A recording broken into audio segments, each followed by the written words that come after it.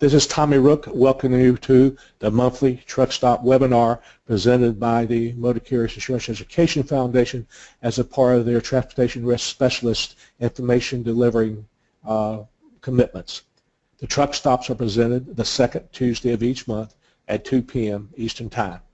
These webinars are presented as industry updates for information purposes only and do not qualify for state CE credit. The Foundation does provide state CE credit. If you're interested in that, please contact our office by emailing us at trs@ibci.net.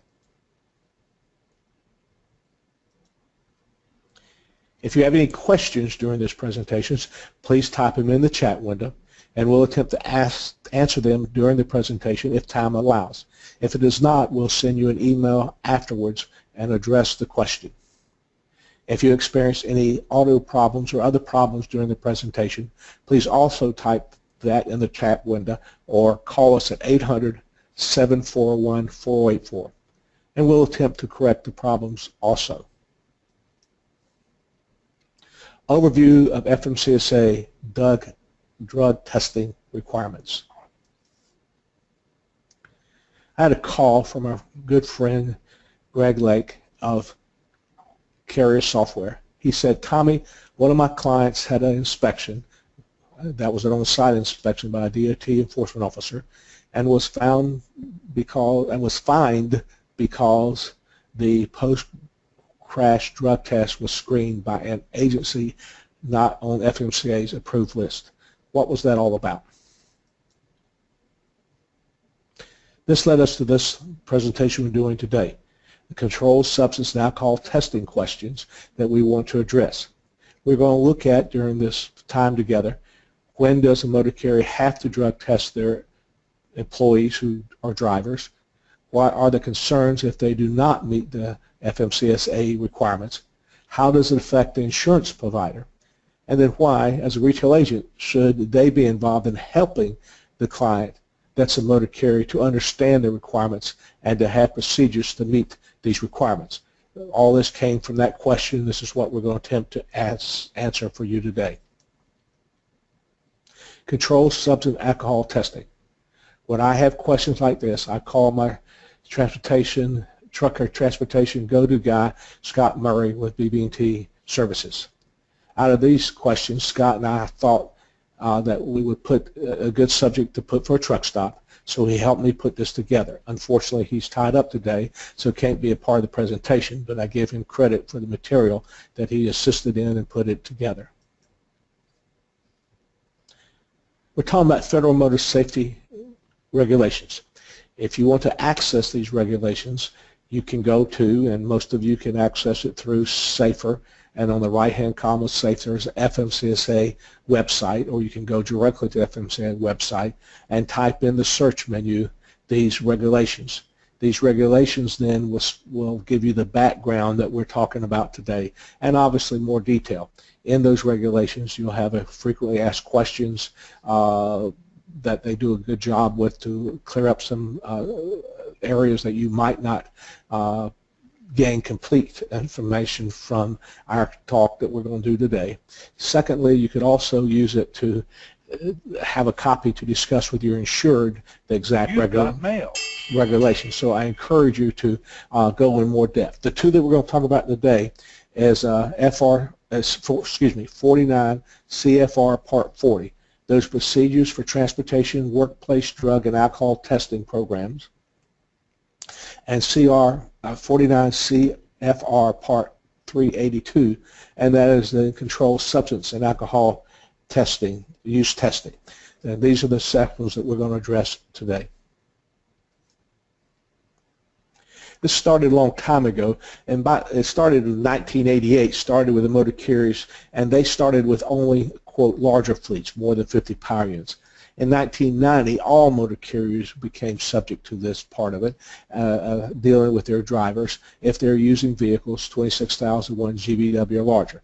That was amended in 1994, which corresponded with the CDL requirements coming forth also in 1994, and that was a part of the change the testing. And now the requirements of the test are pre-employment, post-accident, random, reason of suspicion, return to duty, and with the return to duty, the follow-up testing. We're going to look at these areas as we go through today. But again, it's been with us for a while. It's just that sometimes our insurers don't understand it, and a lot of times you, the retail agent, or you, the insurance provider, whoever's listening here, would be the best conduit to explain this to your clients. FMCSA Controlled Substance Alcohol Testing. 49 CFR Part 382.103, applicability. This applies to every person and to all employers of such persons who operate a commercial motor vehicle in any state and is subject to the commercial driver's license CDL requirements of 49 CFR Part 383. Key part here is any state. A lot of times we deal with some regulations involving drivers and involving IFTAs and all that deal with interstate only. This is any state, and it's anyone who requires a commercial driver's license. The people who require commercial driver's license, a CDL, is anyone who drives a combination vehicle, 26,001 GVW, pulling a trailer with a gross vehicle weight of 10,001 or more pounds, or a single unit. This could be the power unit with a vehicle that has 26,001 GVW or larger, or could be a smaller unit of Class C, which would not be subject to the drug testing. So the key part here is the unit 26,001 GVW or larger. Those are units with 6 tires and big truck tires, or any unit that requires the item to be hazmat placard. This could be a pickup truck. In fact, I have a client who has a quarry who handles dynamite, and he does transport the dynamite in a pickup truck, but that requires not only a driver to have a CDL, but a $5 million limits on his auto liability policy because of the requirements of the items, and even though he only drives about 50 miles twice a week. So that's anybody with 26,001 GVW unit, be the tractor trailer and or a power unit alone, or anyone hauling anything hazardous. Driver must have a CDL and will be subject to the drug testing criteria. There's one other one that we did not have in the slide, and that is if you have insurance or hauling people. If the vehicle has more than 15 seats in it, 16 or more than 15, whatever you count it, including the drivers, they will also have to have a commercial driver's license, which require the drug testing. So that's the big, which will deal with most of the insurers you deal with in the marketplace for the people who are the members of the foundation. Here's the requirement for pre-employment testing. Prior to the first time a driver performs a safety-sensitive function, that means drive a truck. So once you go through the hiring process, the driver now is qualified. The insurer says we'll hire him. He meets our standards. We've done the proper verification of his previous employment, at least from his standpoint. We review his MVRs to make sure they meet the standard. We use the PSP or not. Now he or she has a job, but before they can start that job, they must pass the drug test. And so the driver then goes down to the local drug testing facilities, which we'll talk about in a minute, and passes the drug test and brings back to the motor carrier the results of the drug test that should be negative, meaning nothing, violations of the 5-panel drugs that are tested. At that point in time, they can start to drive. Prior to that, they cannot drive. Cannot use a driver until employer, that's our motor carrier, receives a valid negative test results. That's the key.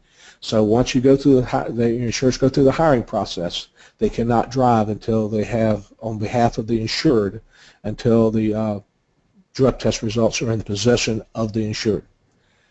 Controlled substance results must be from an approved lab and reviewed by a medical review officer. So there's only certain labs. The approved labs have to be approved by the FMCSA, and that's on their website. And that also would then have the results given to a medical review officer who the insured needs to set up with assistance of their drug testing, whoever's helping them with the drug testing program. So the results are sent to the medical review officer, who will review it and then communicate with both the employer, who's our motor carrier, and the driver. This is the second step. This medical review officer is set up for the confidentiality. These drug tests, particularly obviously failed ones, can become a problem later, and there is some provisions to contest them. There is a requirement for the second sample to be tested, things like that, so that there needs to be someone there that's cognizant of these problems, communicating with both the potential employee who has the drug testing, who had the drug test, and the potential employer dealing with these things. So that's the step. Approved laboratory, the results are sent to a medical review officer, who then communicates that to the insured, whether it is a negative results, meaning they passed the test. So that's the pre-employment. Anybody who drives the vehicle on behalf of your insureds would have to have that performed before they can operate the vehicle, and those results have to be in the driver qualification file in the employer, the motor carrier's office. And so when the FMCSA comes and does an inspection, if they do, they find those results done for all drivers. Also later at court time we'll talk about it. Crashes, post-accident testing. If required, alcohol and controlled substance tests must be performed. Again, performing safety function, sensitive functions. These are driving the vehicle. As soon as practical, following an occurrence, meaning and crash. Alcohol tests must be done in 2 hours, and that is either saliva or a breathalyzer test. Tests for alcohol in 2 hours of the crash. Controlled substance tests collection, those are the other items, must be within 32 hours of the crash. So let's talk about our insureds. They're interstate truckers, which by the sheer term interstate means they go through many states. So wherever the crash might happen, if the crash facts say that driver must be drug tested, then they must have a facility so the driver can get to that facility within 2 hours for alcohol and within 32 hours for other substance. So this is where we go back to maybe even the previous slide I referred to, that we strongly recommend, particularly for smaller motor carriers, to associate themselves with facilities to help them manage their drug program. This will help us not only on the pre-employment, because they will be a part of the medical review officers and handle that properly so that the confidentiality questions are handled and addressed. And secondly, they have the post-crash testing, where they have a nationwide footprint, or at least in the footprint that you want to be, your insurance want to be concerned in, and that's the area they typically have vehicles traveled in, to be able to have a facility that your local drug testing consortium or help, or whoever your insurers have contracted with, have affiliates or have their own offices in these locations so that this can be achieved. And to that end, recommending to have in the vehicles that your insurers are driving the information on how to contact this drug testing facility, so that when the crash happens, the driver has the ability to contact that facility with whatever name that the motor carrier's name on it, and if there is an ID that's provided by the drug testing facilities or the drug testing organization that's helping you insured, to be able to have the name there so they can properly meet this requirement. If this is not met, there's two problems with it. First off, the insurer can be fined heavily by the FMCSA officer, but also, secondly, it could come up in the court case where the results were not being able to be presented, and the reason why is they didn't do it, this because it is a law, then that will be a negative opinion placed by the judge or the jury possibly. So that's why it's important to do this. But the key here is it has to be done within this time frame wherever the crash happens. So here's the post-accident testing. Alcohol requires a breath or saliva test within 2 hours. If it cannot be accomplished, continue to try up to 8 hours. It has to be done at least within 8 hours. But your insured must document why the test was not be performed within the 2 hours. We'll talk about that in a few minutes concerning the officer not releasing him, having to go to for medical treatments beyond the drug testing, things like that. Controlled substance testing, which is a urine test, should be performed within 32 hours. If not, then document as why it was not done. Does the company have a plan to cover random drug tests at all times, safety-sensitive operations and being performed? Does the company random drug testing plan include all areas the company operates? So as you set up your random drug testing facilities, which is we'll talk about in a few minutes, those people who are able to do that should be the ones that coordinate both the pre-employment and the post-crash. But again, the geographical location. But not all crashes have to have a drug test. So let's talk about the ones here. This chart is a post-accident testing. The key part here is the DOT enforcement officers, did they give the driver a citation to the driver? Then based on that citation, then will drug testing have to be performed. Human fatality. If somebody dies in the crash, now again, there's no causation here. This doesn't mean the insured caused the crash. This doesn't mean the insured did anything wrong. Our friend Greg Fury with Scopolitis Agency in Indianapolis, Indiana, at a program that I attended that law firm puts on, tells of a story where he had one of his clients had a driver in a motel room asleep with his truck legally parked in the parking lot. Someone ran off the road, ran into or underneath the trailer of his insured and died. So that driver had to be woken and had to have a drug test within 2 hours, even though they were sound asleep and not even driving the vehicle because their vehicle was involved in the crash. Their DOT numbers were cited. That's where they have a citation, or second line down, even if they did not have a citation issued, they still have to be drug tested, period. Second, these are DOT recordable accidents, meaning these are the accidents the insured has to keep track of, and these are the ones that you see in the SAFER and other reports are these three types of accident, a fatality. Second one is bodily injury, from immediate medical treatment away from the site, meaning they have to have an ambulance. If the insured is issued, driver is issued a citation, then again that triggers drug testing. They must be drug tested within 2 hours for alcohol, no later than 8, and within 32 hours for other substance. So the next line down, though, if they were not issued a citation, then they don't have to be drug tested. Same thing with towed. If one or more of the vehicles cannot move away from the accident site on their own power, meaning a tow company has to be called, and they're issued a citation, then they have to be drug tested. If they're not issued a citation, then they do not have to be drug tested.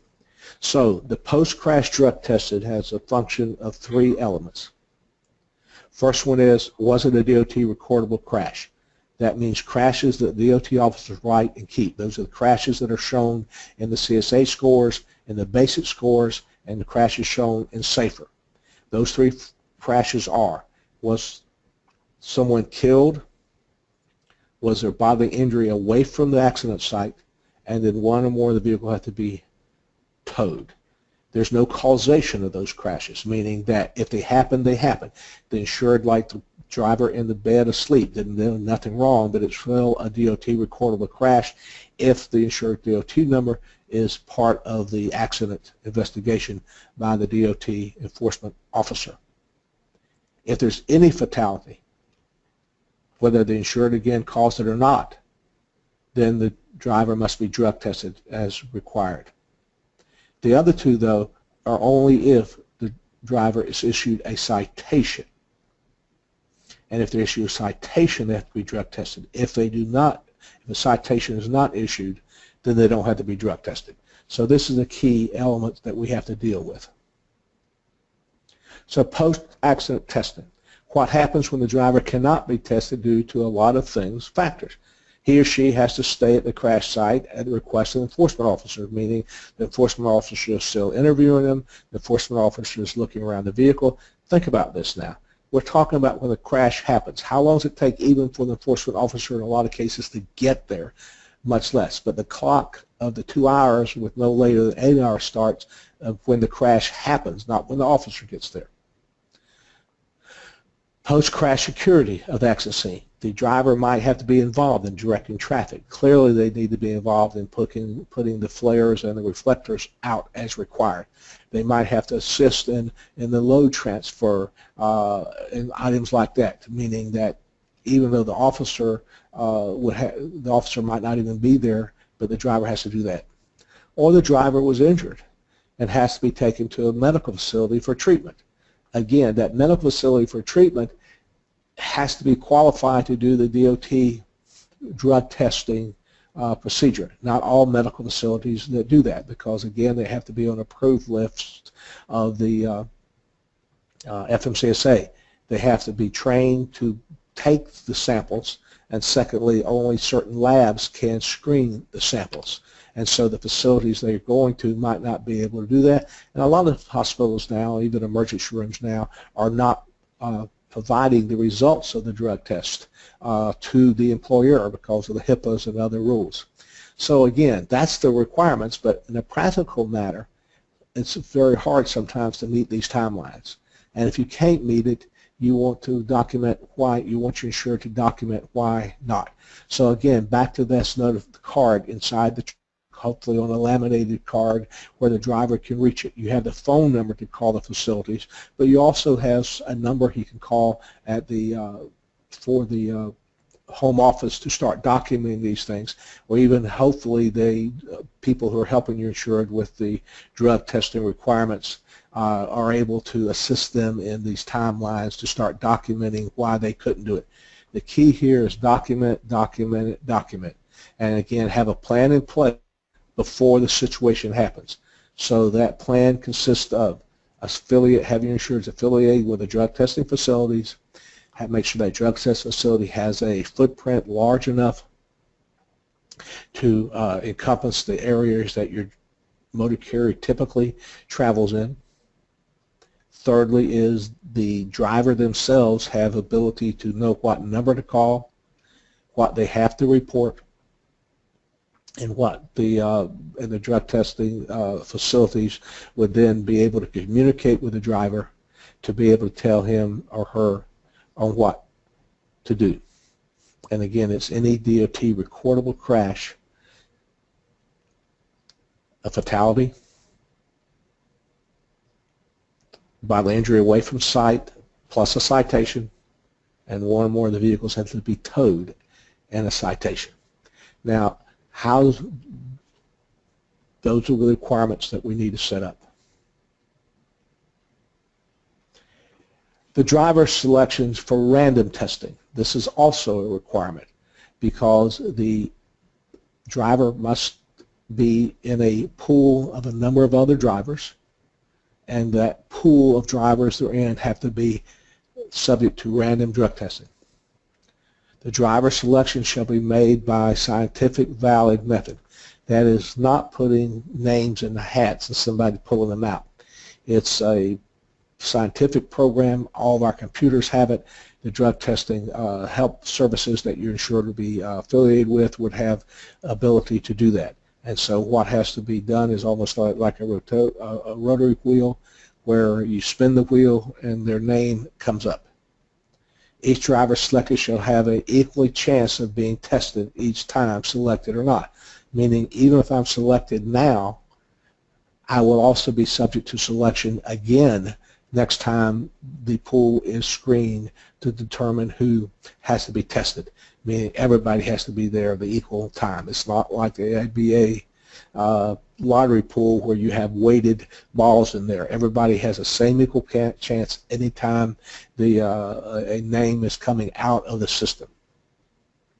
Each driver selected for testing shall be tested during the selection period, meaning that whether you set it up monthly, quarterly, semi-annually, some kind of time frame that needs to be done so that these tests can be done, and there's a minimum amount you're going to have to do, your insurance going to have to do each year, so that gets back to the management of the program by a third party and outside source.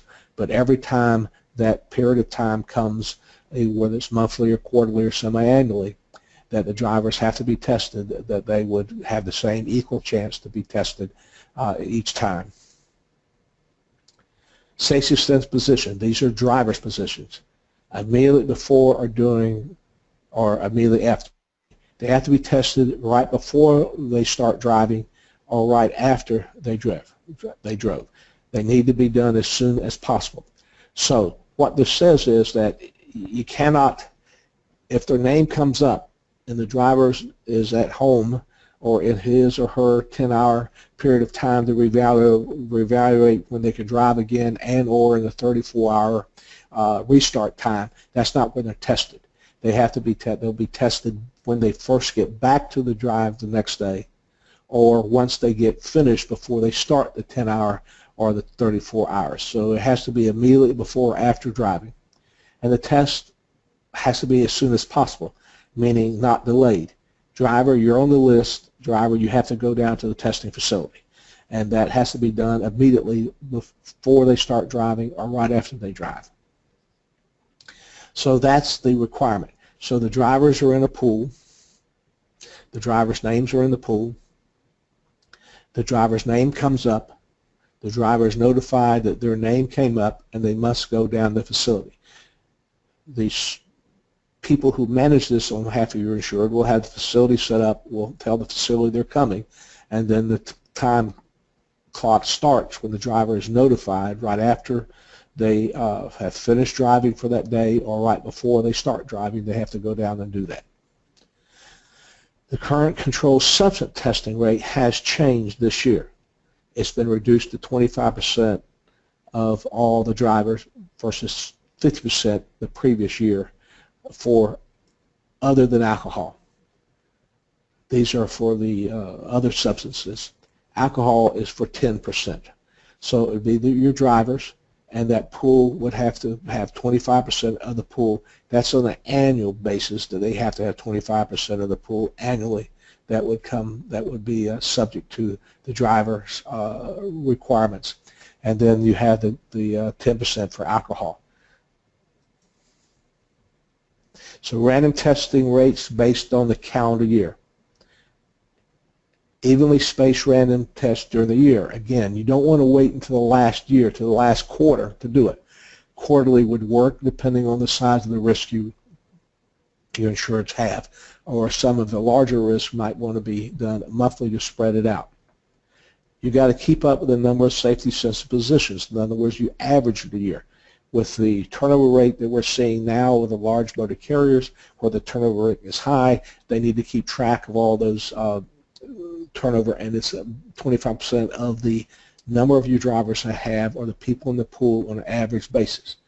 This also means that as soon as a driver is hired, their name needs to become in the pool, meaning when they get back, they pass their pre-employment, now they first take the first load on behalf of your insurers to drive that truck, their name needs to go in the pool. When they're terminated, the name needs to come out of the pool. So this talks about how to manage this. You're not, even with a third-party arrangement to do this, you have to have some internal ability to add and take drivers out, also to notify the drivers when the test has to be done, or at least notify the facility when the driver is eligible to be tested, meaning not within the 10 hours, not within the 34 hours part here. And yes, this is for any smaller risk. This is our concern here as a retail agent, that most of our risks have less than 15 or 20 power units, which means we have a small sampling pool here. This is why it's our recommendation for them to be put in a larger pool that will be larger to a consortium or something, or someplace like that that has a larger pool. Obviously, for the larger fleets, their own internal management of this can be done. It could save them money. That would be a consideration, but the third parties help in a lot of areas. Make sure you are performing enough company random testing during each test period to meet the annual minimum requirements, meaning whatever the minimum is, you want to make sure you're testing. Don't wait till the end of the year, November, December, and play catch-up. That won't work. Random means random, meaning periodically during the year. Reasonable suspicion. This is also a requirement. An employer shall require a driver to submit to an alcohol test when the employer has reasonable suspicion to believe the driver has violated the prohibitions of subpart B of the part concerning alcohol, meaning that they have alcohol in their breath, their eyes are red, they have some concerns about that. This is a real sensitive area because driver can consume no alcohol within 4 hours of starting his or her shift and driving the vehicle.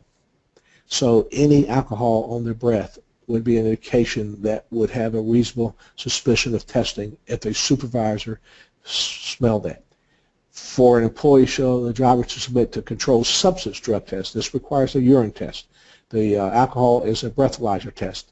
When the employer has reasonable suspicion to believe the driver has violated the prohibitions of the Part B, subpart B of the part of the concerned substance, again, seem to be impaired, then the test has to be done.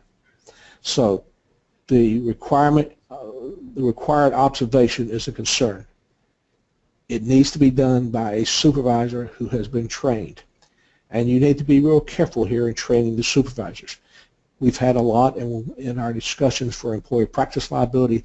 This comes up a lot where they're using this to, quote, pick on an employee or ignore some others that are more favorably looked at. This cannot be done. You cannot discriminate, and you have to verify that for your reasonable suspicions. Typically, the best way to do that is have more than one person to verify what they observed. One supervisor smells the alcohol. One supervisor sees the red in their eyes. One supervisor sees them kind of stumbling around or zoning out. They then take it to someone else and say, do you see Jane or Joe? Or do you see what we have here? Maybe we have a requirement to reasonably to do a reasonable suspicion testing. Now again, you have to have this program in place. That is required by the FMCSA. So you can't say, well, we're not going to do any of these reasonable suspicion testing. You have to by law. You have to train your people, and again, whoever's administrating the drug testing program for your insured should be in a position to help them do this, to be suspicious. But now what you have to do is two other things, and I've dealt with this on a practical basis with some clients of mine. You have to do it quietly. You cannot do it where there's a lot of commotion about it. You can't be a confrontation. The driver has to be brought in and he or she be talked to quietly. They have to be taken to the testing facility. Obviously, if you have the suspicion, you don't want them to go drive their personal car down the testing facility. They have to be physically taken to the testing facility by an employee or somebody that is responsible for that at your insurance location, and they have to be paid for that time that they're being tested. So that's the requirement here. You need to be real careful about this, both the training and how to handle it if you don't do it. So random drug testing reasonable suspicion drug testing has to be in place. But you have to be careful about it, and certain individuals should be responsible for doing it. You need the verification. You need to make sure there's transportation available, and you need to be able to document those things. Return to duty testing. Now, this is a controversial area. You do not have to have a return to duty requirement or availability for drivers who failed or refused drug testing. Your company can have absolutely zero tolerance And once they have failed or refused a drug test, they're no longer qualified to work for that particular motor carrier. Again, depending on the circumstances, this is a real concern area, because if they're brought back to work after they're fulfilling the requirements here that we'll talk about, then again, what would happen if they have a problem again? If they have an alcohol problem again, how do we monitor that, and where will we stand up in court? Your insurance carriers would be concerned about this too. As an insurance provider, you need to make sure that the insured has the pre-employment, post-crash, and reasonable suspicion drug testing in place and are conforming to it. But you also need to know if they have a return to duty testing and be concerned about it if they do, to make sure it's done properly so that you don't end up with more liability than you had before. Does a company allow someone to return to a safety system, meaning driving position, after they have violated the controlled substance alcohol rule? That's the question. Yes or no? No is fine. There's no problem as long as it's all no's. The problem is in the exceptions to the no's. That could be a concern later that we deal with here. So it's either black or white, either yes or no. If it's yes, then it's a part of the management safety risk management pros advise against allowing return, even though the rules do allow you to have one in place, meaning the FMCSA rules. So that's the concern you have here. You've got additional liability for doing it. So, but that's a decision you have to have, and that's, again, part of the drug testing facility, that you have to have how the pre-employment is set up, how the post-crashes are set up, how the random set up, how the suspicion is set up, and how return testing is set up, which the last one is no, we have zero tolerance. Once they failed or refused a drug test, they're no longer qualified to drive for this motor carrier.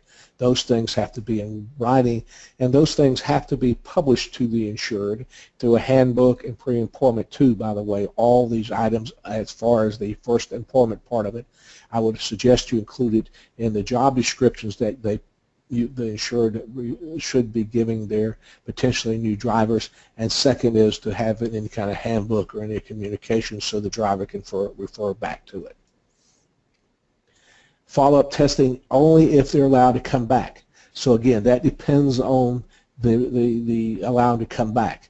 And this could be an extra cost, but now you also have to then conform to these testing where you have the substance abuse professional. They have to go through a rehab program before they can be eligible for reemployment, and then they will have after reemployment will have the frequency of testing depending on the recommendation of the professional who signs off and say they are now, this is a tough word, they have now completed the process, they're now eligible for employment if the company allows them to be eligible, and here's the frequency that they must be drug tested. Again, these things we don't recommend doing, but you have to have these in place with the no to conform to the requirements. Let's talk about some questions asked concerning these controlled substances. If the motor carrier this our insurer does not meet the requirement, when will it be discovered and what will be the consequences? The first place it is if the DOT enforcement officer. If they get inspected, and they get inspected at the location, and they don't have all these things in place, then they're going to be subject to fines. And now at a on-site location, which this is what will be done, if one or more of these are found that they're not conforming. And I've seen some as simple as they're letting a driver drive, one driver, without the drug test results in their packet. Or this driver was not added into the pool in time enough. If they get cited for one of those, that becomes under the CSA rating as a serious violation, and that alert stays with that insured, meaning the triangle that's being looked at by the insurance provider stays there for a full year, even though now they have rectified the problem by having this outside source become to take over and manage that program. So that's the key here. Enforcement part of it. Also, if you have the alert there, then that gives a negative attitude or negative position from the insurance standpoint and from the court system. Why does the motor carrier have their testing program up and when the motor carrier has the testing program up and running? They must follow it. They can't make exceptions. So this is why a third party to help them do this. A new carrier, a new venture audit.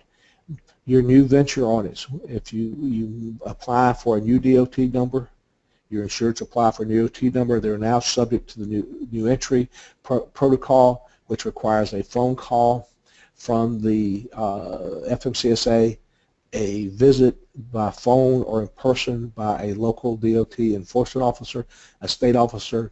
They'll be asked about, do you have these things set up? If they don't have them set up, then they can be fined if they're operating or have their DOT authority suspended until these things are in place. So when you're insured, and we deal with some new ventures, we have a lot of new ventures, even though we know that they're hard to provide insurance to, but they call you up. A part of what you want to do is to make sure they set up and have, for your own agency, have this third party to help them set this thing up as a part of getting their new DOT number, because they're going to be screened either by a phone call or within the first 12 months of getting the DOT number, and if they don't have it in place, they're going to be fined and or put out of business. So we have to have the program there. This is an enforcement officer, and the new ventures will be enforced more often than others. Does the requirement also include independent contractors, owner-operators? Absolutely. This is a concern you have. Everybody. Employee means any operator of commercial motor vehicles who is either directly employed by or under lease to a motor carrier. That's anybody who's driving your insurance vehicle with your insurance DOT number on the side, period. The employer means any person who owns or leases a commercial motor vehicle or assigns employees to operate such vehicles.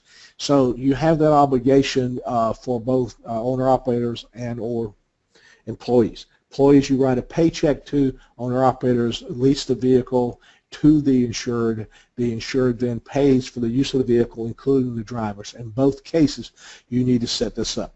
We talked for a few minutes about the employee, to have it as a job description and to have it in a part of the employee handbook. In the case of owner-operators, you must have that also in the condition of the lease, that before we lease you, you need to recognize that you're subject to our drug testing facilities. Your name will be put into the pool. You're subject to being drug tested for pre-employment. You're subject to random drug testing. You're subject to for-cause drug testing. And post-crash, you must be drug tested. Your name will be in this pool. And we do or do not rehire for past, refused, or failed drug testing. That must be in the conditions of the lease and included in a part of the lease agreement with owner-operators. This goes again where when you look at the lease agreements, how often have we seen 1, 2, or 3 pages long? You know from the previous presentations we've done, those leases have to be 7 or 8 pages long to include everything, including this drug testing. So it's everybody, not only the employees who are driving owned vehicles, but also the lease owner-operators, independent contractors. So not only employees are required, but all independent contractors, owner-operators operating within the motor carrier's operation rights, their DOT number, are included in these regulations and also must comply. On post-crash data, how does a citation issued for the commercial motor vehicle apply? Again, it's only when a citation is issued for body treatment and towing. And a lot of times we don't know this. How you can find out if a citation is issued, how plaintiff's attorneys can find out, is that crash report is on the SMS, Safety Measurement System website under crashes. You can click and find out if what the results of that crash, meaning not only the vehicle serial number, the age of the driver, where it happened, who the enforcement officer is, but there's a note here that says under the driver's section, was the citation issued or not? You'll see 3. One is yes. Then if it's yes, then you know they should have been drug tested within those periods of time. So it's very critical you keep a copy of that. If it says no, then you don't have to worry about it. If it says maybe or it's left blank, that's your concern you have, because a lot of times we don't know immediately, and that's when you get the documentation. Why is this important to you? Not only because the FMCSA can be fined, but also plaintiff's attorneys have access to that. And one of the first things the plaintiff's attorneys are going to subpoena is the results of that drug test if required. And if the insurer cannot produce that, then there could be a concern. First, you did not meet all FMCSA regulations. Why you didn't meet them? Because you knew the driver was impaired. You could see that being floated in front of a jury right now. Or if the information is lost and they were drug tested, then that's a spoliation question, and the judge will tell the jury to assume that the drug test was negative, meaning that, was positive, that they were under the influence. When can we public see these? These are what we're talking about. The investigating officer issues an additional extra accident report that is transmitted to FMCSA. This report is usually states whether the citation was issued or not, and this is available on our website. And then the timeline starts. Controlled substance alcohol testing. Should a company only test when the federal regulations require tests? Again, I'm going to give you my opinion. You need to have it checked with your lawyers. Sometimes your work comp carrier requires, are you a drug-free workplace or not? And that varies by states. It's a recommendation for most of the lawyers that have been a part of the foundation program and teaching is you drug test when you have to, but you don't drug test when you don't have to. Meaning don't have a procedure for every crash requires a drug test unless it is a fatality and the driver has been issued a citation for bodily injury towing. Other than that, do not drug test, because if you drug test, it's going to be admissible in court. If you have a procedure where you're going to drug test, then you have to do two. One, the drug tests have to be done to meet the FMCSA requirements. A breathalyzer or a saliva test within the 2/4 hours, other substance within 32 hours post-crash. If you test for other than that, then you have to have a second test run to meet that other requirement. So then it can be costly also. So be real careful with this. Again, you need to spell this out in the handbook or the owner-operator contracts of lease agreements that you have. What do you think the plaintiff's attorneys will do for the information if not done and it was required to be done? You know that they're going to say, well, you violate FMCSA regs and rules, so therefore there's more liability. If done and not produce the results, that's spoliation. And then the juries will be told by the judge in most cases to assume that they were impaired. If not required and drug test is still done, then that drug test will be admissible in court, even though it was not required. And if it's negative, meaning that if it's negatively implied, meaning the driver failed that drug test, and therefore the plaintiff attorneys will use that. So this is where you need to be careful. You not only have the FMCSA officer, if you don't spell it out properly, you can have an EOC situation where the Equal Employment Opportunity Commission will say you discriminated not. That's why all the information needs to be divulged to the employee or to the owner-operator, and then the rules must be spelled out and followed to meet the requirements. Rules to set up commercial driver's license, alcohol testing. This is expected in August. The current rule has been promulgated, and the current rule is now in the hands of the Office of the OMB, the Office of Management and Budget, which says here's the economic impact of this reg and rule. When the Office of Management and Budget approve it, then the rule will be published to be enforced. What that means is, and I recommend you go download this and discuss this with your insured. What that means is that the motor carrier has to report any refused or failed drug test. The facilities the motor carrier uses has to report to a clearinghouse all the refused or failed drug testing. Those reports stay with the driver, and that those reports now must be accessed before the driver can be hired. So this is an effort to keep any people with drug problems in the past off of their interstate highways. This has the clearinghouse, which requires both the employer, the motor carrier, and the laboratories to report to the clearinghouse, and require the motor carrier in a pre-employment checking to check with this clearinghouse. There's also discussion to do hair testing. Hair testing stays more accurate and stays with the insured or with the driver longer. Typically not alcohol, but the other substance. And you'll screen another by using hair testing. There's going to be a failure rate that's going to increase considerably from the current urine testing to the hair testing. Because it's more accurate, it goes back to longer time, and it's not as invasive as urine test. It's easier to get. Yes, there's hair on somebody somewhere, even some of our bald people. But anyway, that was a concern you have, so if that comes, you know it's going to even shrink in the pool more in the drug testing. So these two areas are here to keep impaired drivers off the highway, which requires a new failed or refused test to be presented to a clearinghouse, and the motor carrier to act clearinghouse for hiring.